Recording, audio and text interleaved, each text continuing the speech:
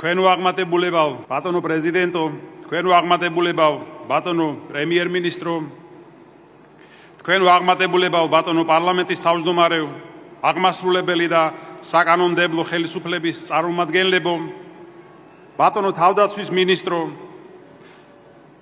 ბატონო თავდაცვის ძალების მეთაურო, სამხედრო მოსამსახურენო, დიპლომატიური კორპუსის წარმომადგენლებო, პატივცემულო სტუმრებო, ჩვენი ქვეყნის საზღვრებს გარეთ ცხოვრებნო თანამემამულენო, გილოცავთ საქართველოს დამოუკიდებლობის დღეს.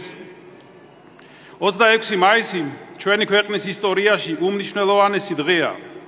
ის გამოხატავს ქართველი ხალხის მრავალსაუკუნოვან სწრაფვას და ბრძოლას თავისუფლებისთვის. ქრისტიანული რწმენის და ეროვნული ფასეულობების დაცვისთვის. 1918 წლის 26 მაისს სახელმწიფოებრიობის აღდგენით ჩვენმა ერმა მსოფლიოს წინაშე კიდევ ერთხელ წარმოაჩინა თავისი ურყევი ნება, ყოფილიყო თავისუფალი, დამოუკიდებელი და საკუთარ აწმყოსა და მომავალზე პასუხისმგებელი.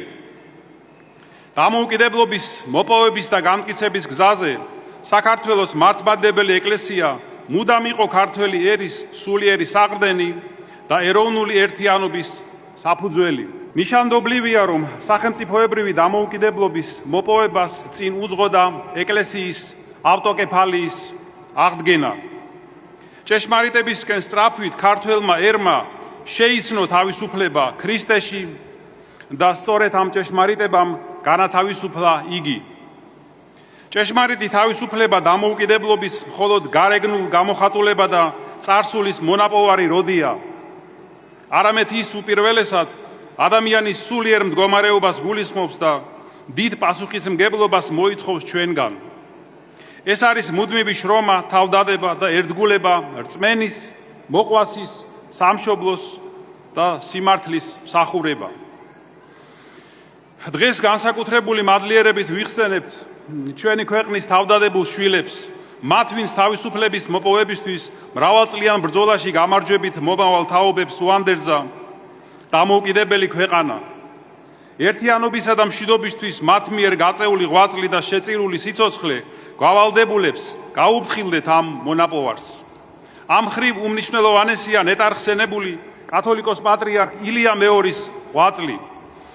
მისი ნახევარსაუკუნოვანი მოღვაწეობა იქცა ერის სულიერი და სახელმწიფოებრივი ერთობის, ეროვნული ცნობიერების, ეკლესიისა და ქვეყნის საერთაშორისო ავტორიტეტის გამტკიცების მნიშვნელოვან საყრდენად.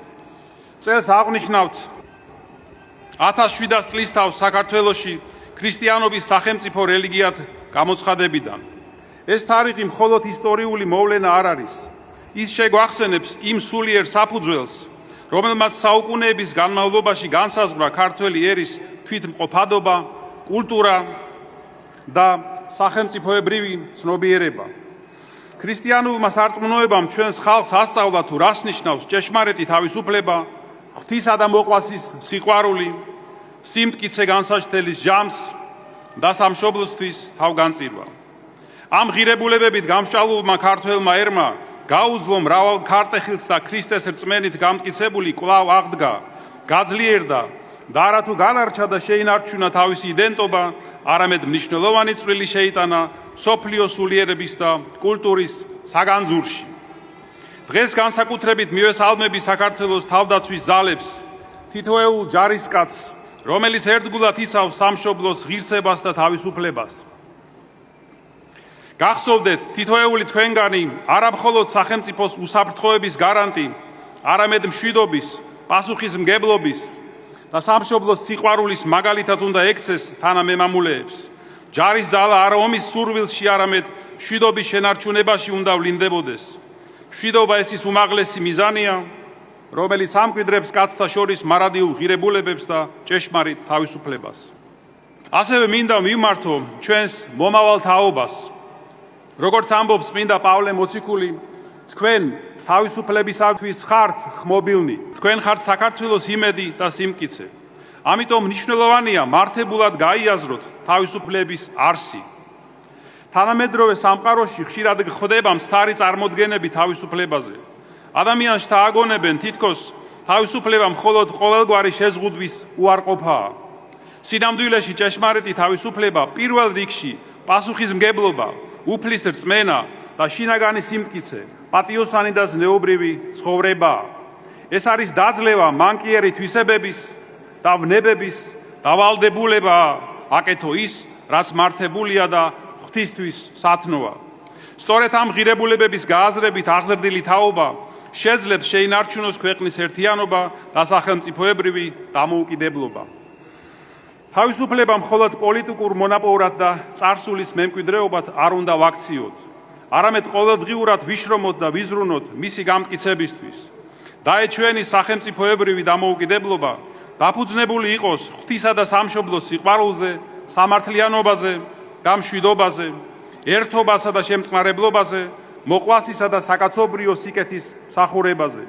რადგან ძლიერი სახელმწიფო შენდება მხოლოდ მაშინ, როდესაც საზოგადოებაში სუფევს ეს სათნოებები და ხალხს აერთიანებს საერთო ეროვნული მიზნების და სულიერ ზნეობრივი ღირებულებებისადმი ერთგულება.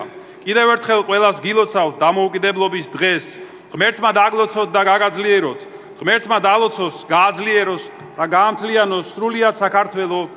ამინ.